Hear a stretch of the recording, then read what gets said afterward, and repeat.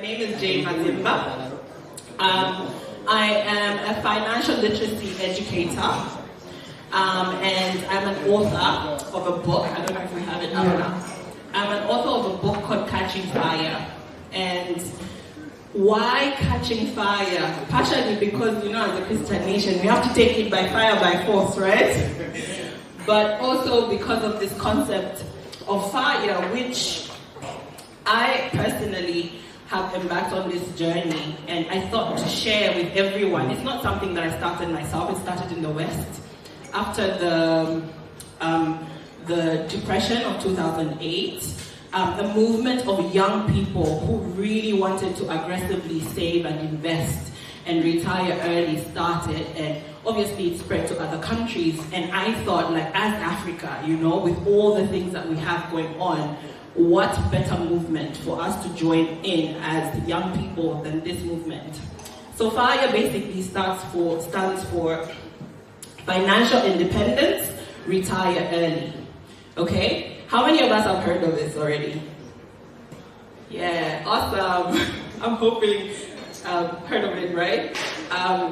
So basically this is a movement of people who believe in very, very quickly building up wealth, right? So that they can retire early. And retire not in the sense that you will just retire and stop working, but more so to retire and pivot, to start doing things that are more impactful in our communities. If you were not working for money anymore, would you still be doing the thing that you're doing now, right? If the salary, the number of zeros in your bank account, or your overall net worth was not an influence, what would you be doing? So I like that Joe and Peter already touched on the personal success, some of the things that you have to do. I feel like this makes my talk even shorter because I'm not going to dive into that. But for the purposes of this conversation, what exactly is it? I've already talked about early retirement. So for me, I don't think of retirement as an age. Mostly when we think of retirement, we think 55, 60, 65. But really, to me, retirement is an actual amount of money, a net worth number that you can work towards. So you can do a very easy kind of rudimentary calculation to find your FIRE number. It would basically be, depending on how you want to live in retirement, it would basically be either your monthly income or your monthly expenses. You multiply that by 12 to give you your annual income or expenses, and then you further multiply that by 25. So rudimentary, that would give you sort of like a projection of an amount of money that you would need to live for 25 years if you didn't earn any more, if you didn't earn further. But remember, we're saying for the context of Africa, we're not saying stop earning, we're just saying pivot, do something else that will still earn you an income, but you will still be impacting the communities, or maybe even just working in your purpose. Right? So first of all, with FIRE, we want to take care of ourselves, hence we do these rough calculations. Obviously, when you sit down with a financial advisor or a coach, then you would go deeper into then hedging for inflation and looking at your growth, your investment growth, because this is not an amount of money that's not going to be sitting in the bank. This is money that's going to be invested, and it will be in assets that you accumulate. All right? The second thing is we want to build generational wealth.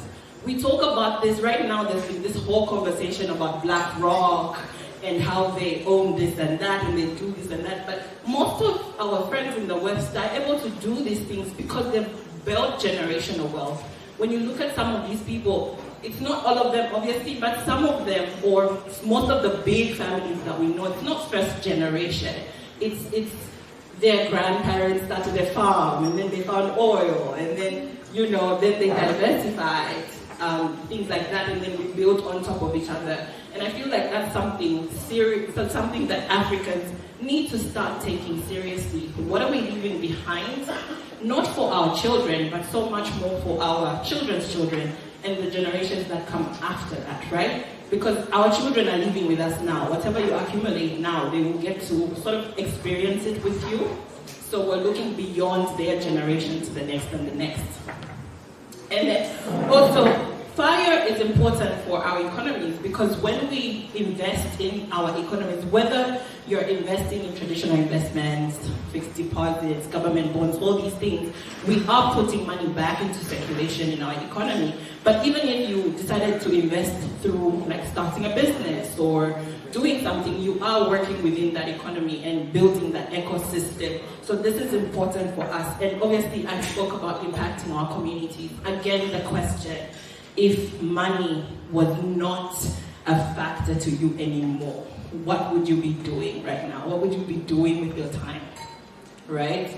Would you be still working, Joe, in that bank? There's this joke about bankers, that bankers go to work, look down at their laptop, look up, and it's 25 years later. So I can understand your 15 years, right? But then again, like, is that something you would still be doing? Maybe you do enjoy talking to customers and serving them in that way, that's great. But I know a lot of other people who say, I'm frustrated with my job, I don't want to be here anymore. So what would you be doing? So how do you go about this FIRE thing, right? So what is the how? The first is to create a vision for yourself. Where do you want to go? And being very, very specific about the life that you want in terms of even just trying to visualize, where do you live? What street are you on? What car do you drive? Are you living in a farm or are you in the city? Like, what does your retirement look like, right? And then once you create the goal, the vision, and you have your FIRE number, then you can bring it backwards now to set small goals, things that you can work towards on a monthly basis, annual basis, to work towards that. And then earning more. I love that Peter came here and talked about building a business.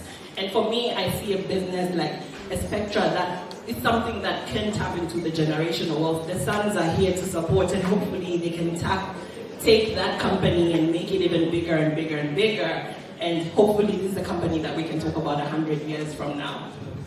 But earning more, because your wealth is an important your income is an important wealth building tool. So I do believe that we need to budget and we need to, cut down our expenses and things like that. That's great. But really, we live where we live, and we are in the economy that we're in. So one of the things that I believe we can do is try and explore ways that we can earn more, so that we can save more, we can invest more, and we can live the life that we want.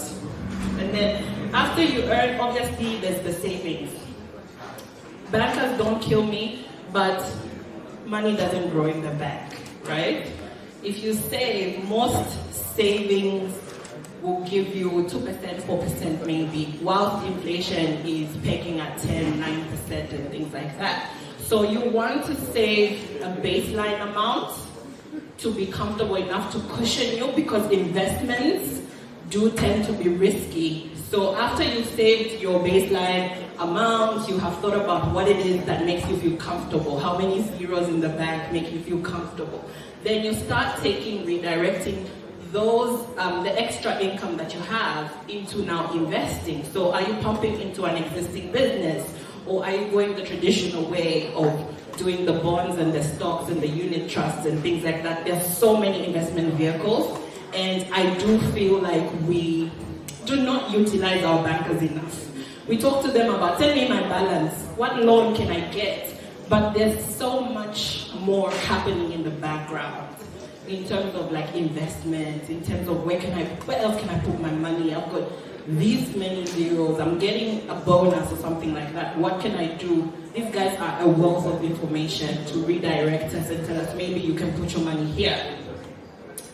And then once you invest, obviously you want to look at investments that are hedging against inflation, right? Because that chips away at your wealth. I'm sure we've heard of the time value of money. A 1,000 kwacha today will not be the same as a 1,000 kwacha in 2034, for instance. What you can buy, even just looking backwards, what I was able to do in ShopRite with the 2,000 kwacha is very different with what I can do with the 2,000 kwacha today. So you want to make sure that even as you put your money in these places that we're talking about, you're able to counter that inflationary action that's happening, so you're not losing money. And then also giving.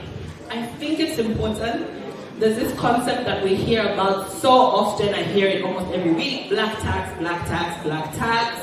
And basically this refers to the responsibility that most of us Africans have to our families.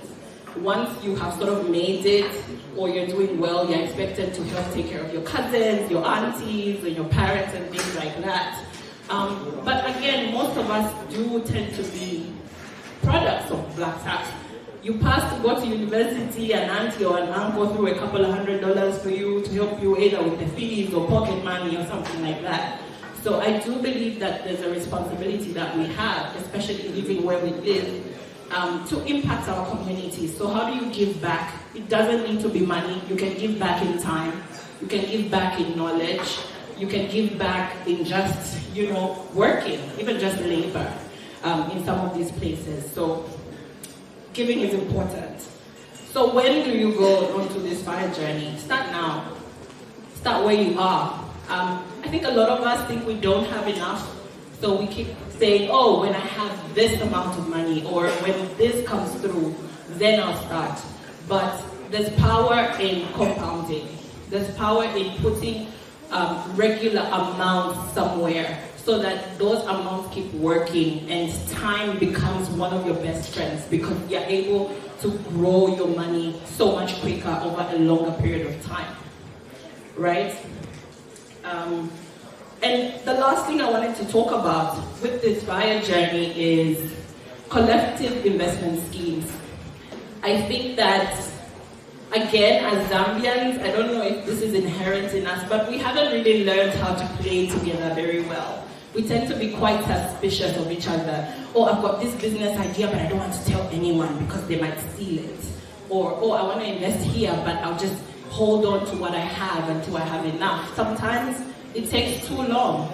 So what are we talking about when we talk about collective investment schemes? Pulling our resources together so that we can do big things, right? So instead of you going it alone and funding everything by yourself, are there people that you can look at in your community, in your country, to partner with, to invest with? Pull your funds together. Obviously, there are the formalized ones, unit trusts, mutual funds, things like that. You can go to a fund manager and invest here. But even in an informal way, I think most of us have heard of village banking groups. Have we? Anyone? Okay, so quite a number of people I know are in some sort of a village bank. But also we hear the stories coming out. Oh, we're in a village bank, so-and-so took a 70K and they ran away. Or they haven't paid and things like that. So what else are we doing when we pull our funds together? Maybe not so much giving somebody the money, but can we do bigger projects? Instead of me just building a flat somewhere, can we pull money together and actually do a building in the city, in the central business district? And then now start getting dividends from those returns. So just a few ideas that I thought that we could put out there, especially in a network like this with so many professionals and like diversity in one place. It would be really nice for us to tap into each other, really network and see what we can do together going forward. Thank you.